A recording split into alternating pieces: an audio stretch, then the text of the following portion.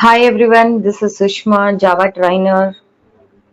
So last video we have seen what are the security problems we are having and how we have overcome that problems by using Java technology. But in this video, I would like to discuss what are Java features. So how many features we are having in Java. So let us see one by one what are the Java features we are having.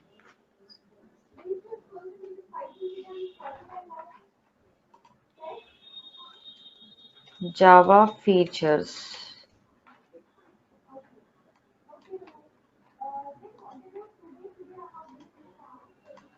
So the first feature is nothing but Java is a simple language. What is the first feature we are having? Java is a simple language. So how many features we are having in Java? I told you how many features? There are 11 features. There are 11 features. Let us discuss one by one. So first one is Java is very simple language, but don't think that Java is a very simple language. Why? Because here the syntaxes will be very difficult, and it is very difficult to understand. Okay. So then, ma'am, why you are saying that Java is a simple language? The first point is nothing but Java resembles C and C++ as the same syntax followed is followed in Java is followed in Java. Why? Because see here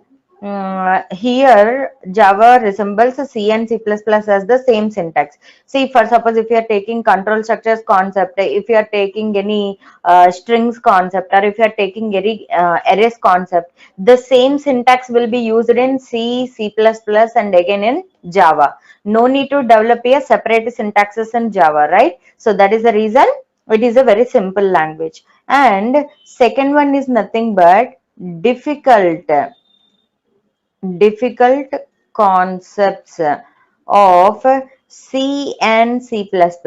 Difficult concepts of C and C++ have been eliminated have been eliminated in Java. For example, so which concept is eliminated in Java? Pointers. So let us see here. Pointers or not there in Java. Pointers are not there in Java. So you have a one question in interview. You are saying that pointers are not there in Java. So why pointers are eliminated in Java? This is the question they will ask you. So interview question. Why why pointers are removed in Java? Why pointers are removed in Java? The first point is nothing but pointers lead confusion to the programmer. Pointers lead confusion confusion to the programmer. Why? Because see, what is the definition of a pointer? It stores the address of another variable. So if it is a single variable, you can easily understand. But if you are having three or four variables, you need to store this four variables address in another four pointer variables. So then you will get some confusion. Which value is stored in which address, right? So that is the reason pointers lead confusion to the programmer. And pointers crash a program easily. Crash a program easily. Why? Because see, when you get any error in a pointers concept, it is very difficult to identify that error. So that is the reason pointers crash a program easily. And next, pointers or security thread to the data. Security thread to the data. Why? Because you see here security thread. Security thread means what? It should not provide any security for Java programs. So that is nothing but why Java is why pointers are removed in Java. Second feature is nothing but, what is the second feature we are having? It is nothing but object oriented programming. Java is an object oriented programming. Why we are calling Java is a object oriented programming? Let us see. So we can call any language, as object oriented language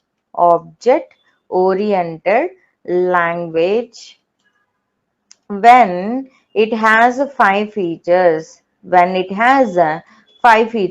So let us see what are the five features we are having here. So the first one is nothing but classes and objects, and the second one is nothing but encapsulation, and the third one is nothing but abstraction, fourth one is nothing but inheritance, and fifth one is nothing but polymorphism. polymorphism. So these are the five features if you are calling any programming language as object oriented language. So next, third point. What is the third point you are having? Distributed. What we are having? Java is an distributed language. So why we are calling Java is an distributed language? So let us see some points regarding to that. Distributing is nothing but whatever the data you are having, the data will be forwarded from one place to another place by using a network. So by using network, you are sending the data from one place to another place. So that is nothing but charting, right? So a network represents interconnection of computers, on a network. Some other computers send data, while some other computers receive data. So that is nothing but a distributed. For example, see here guys, I am the person, I was forwarded some data to the my friend. So I am the sender. The person who received my message, they can be call it as a receiver. So let us see the second point. So the computer which sends data is called server. The computer which sends data is called server. The computer which receives data is called client. Okay, and the computer which receives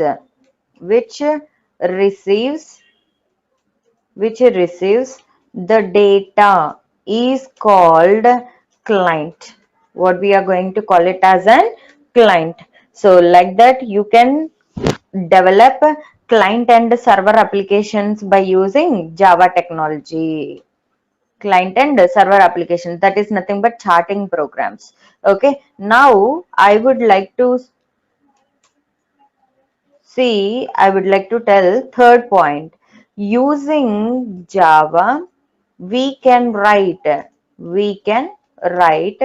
programs. Using Java, we can write programs which run on a server and client machines. So so Java is called distributed technology. Distributed technology. So that is nothing but what we are going to call it as an Java is call it as an distributed technology. What is the fourth one we are having? Fourth one is nothing but robust. What is the meaning of robust? Robust is nothing but a strong language. What we are calling it as an Java is a very strong language. So why we are calling Java is a robust? So let us see. Java programs or robust. Java programs are robust. So that is nothing but strong. So they will not crash program easily. They will not crash the program easily of two reasons. Of two reasons. So what are the reasons we are having? So let us see. Actually, the first reason is nothing but exception handling. The first reason is nothing but exception handling. Why? Because see, in C and C++, we are getting the runtime errors. These runtime errors cannot be modified in C and C++.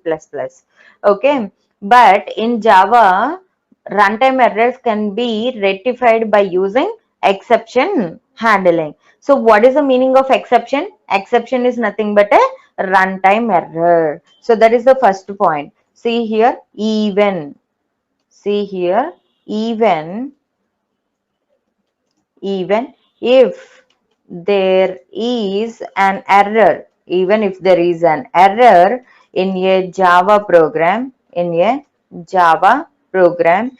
is possible to handle it. It is possible to handle it. So this is called exception handling. What we are going to call it as exception handling. So that is nothing but exception handling. What is the second reason? Second reason is nothing but here memory is allocated and deallocated by JVM. So we are not the responsibility persons to allocate any memory to a Java program. So JVM will allocate or deallocate memory to a Java program. So that is the reason we are calling Java is a robust language. Fifth one is nothing but secure. Java is a secure language. So why we are calling Java is a very secure language? So in previous video, I already discussed what are the security problems we are having and how we can overcome that security problems by using Java technologies. So let us see here security problems like eavesdropping, tampering, impersonation, and virus. These are the problems which are removed by using encryption, decryption technologies, digital signatures, and .class file which are developed by using Java. So can be eliminated using Java. Can be eliminated using Java. Thus, thus Java programs are useful. Thus, Java programs are useful in construction highly secure systems. So next, sixth one is nothing but system independent language. System independent language. Why we are calling Java is a system independent language? Already we people know that. In previous video also I have discussed about this. System independent means it does not depend on any operating system with any processor. So let us see here Java bytecode. Bytecode is nothing but dot class file. Bytecode is nothing but dot class file is not mission dependent. Dependent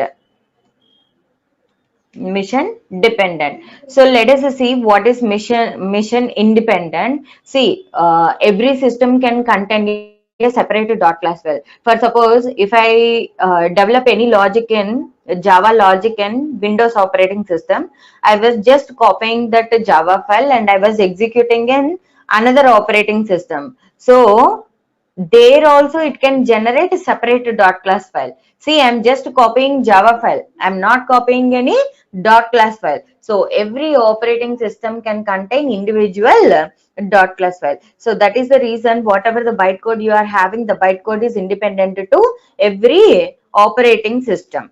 So it can run on any machine. It can run on any machine with any processor, with any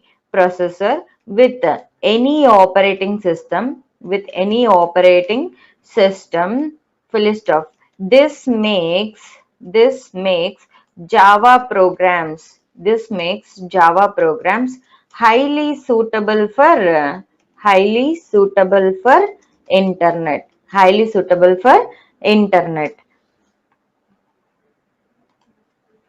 So this is nothing but what we are calling it as an system independent language. So seventh feature, what is the seventh feature we are having? Portable. Seventh feature is nothing but portable. Portable means yielding same results on all missions. On all missions is called portability. What we are going to call it as an portability. For suppose, see, you are developing one Java program in Windows operating system. For suppose, if you are executing the same program in another operating system, maybe the GUI is different, but whatever the output you are getting, the output will be same in both operating systems. So that is the reason you are calling Java is a portable language. Next, we have to discuss eighth feature. Eighth feature is nothing but interpreted. So what is the meaning of interpreter? Interpreter is nothing but whatever the source code we are having, so that will be converted into mission code by line. But when we are using interpreter, the performance is little bit slow. Why? Because line by line checking means it is going to take more time to execute a program. So why we are calling Java is an interpreted language? Why? Because Java execution engine. In Java, we are having JVM. In JVM, we are having execution engine. In execution engine, we are having two parts, interpreter and JIT compiler. So let us see what is interpreted. So Java programs are compiled to generate bytecode. What it is going to generate here? Byte code. So this bytecode can be transported from one computer to another computer. Transported from one computer to another computer. So this bytecode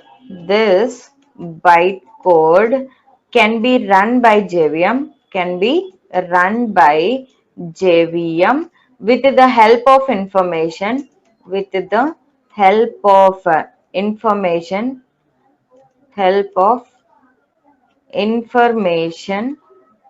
available in JVM.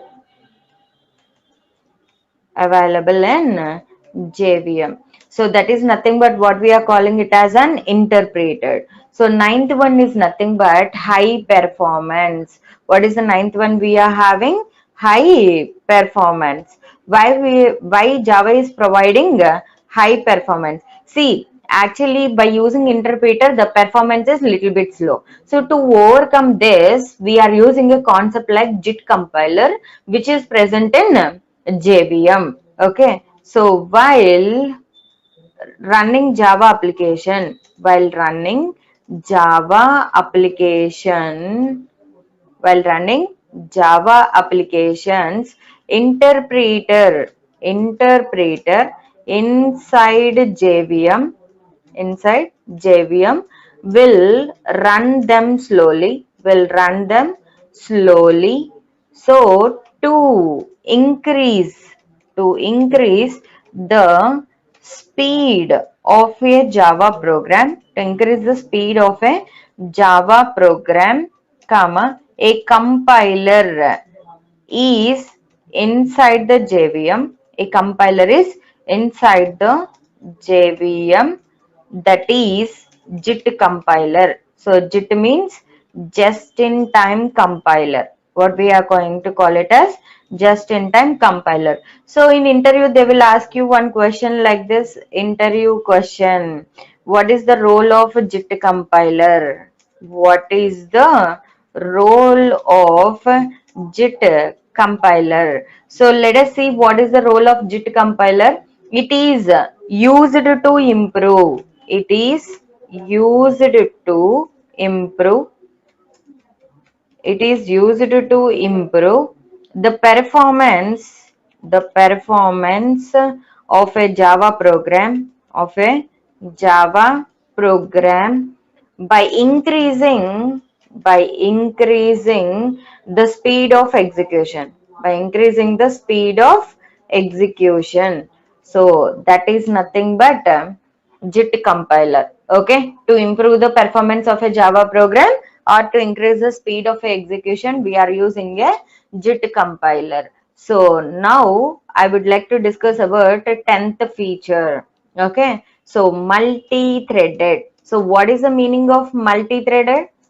Thread is nothing but individual process in a program which is used to execute a block of statements to perform a separated task. So that is the definition of a thread. What is multi-threading? Multi-threading means by using this concept, you can perform multitasking. So that is nothing but multi-threaded. So let us see the definition. A thread is an individual. A thread is an individual process in a program. So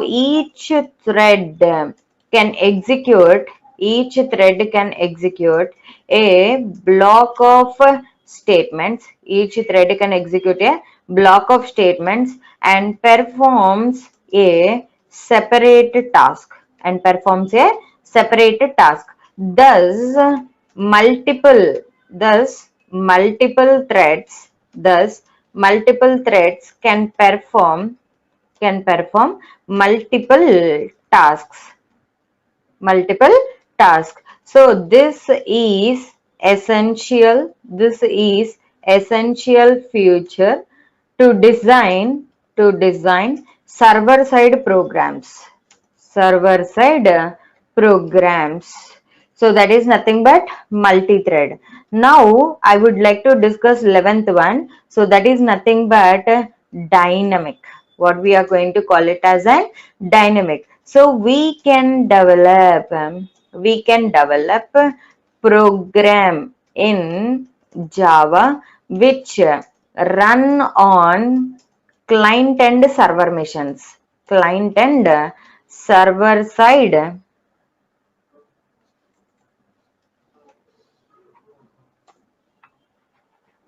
client and server side on internet. So that is nothing but here we can develop some chatting program. Okay, already I told you na Java is a distributed technology. So and we can call it as a Java dynamic. It is a dynamic language. Why? Because if you want to develop any client side applications, we should use dynamic. That is nothing but client and server programs. Client and server on internet. So these programs are dynamically interact these programs are dynamically interact with users on internet. So this is nothing but dynamic. So how many features we are having totally in Java? 11 features. In interview, they will ask you like this. Can you explain any 5 features in Java or can you explain all the features in Java? So you need to answer like this. So how many features we are having? 11. So what are they? Simple, object-oriented, distributed, robust, secure, system-independent, portable, interpreted, high performance, multi-threaded, and dynamic. In next video, we are going to discuss about JVM architecture. Okay, thank you.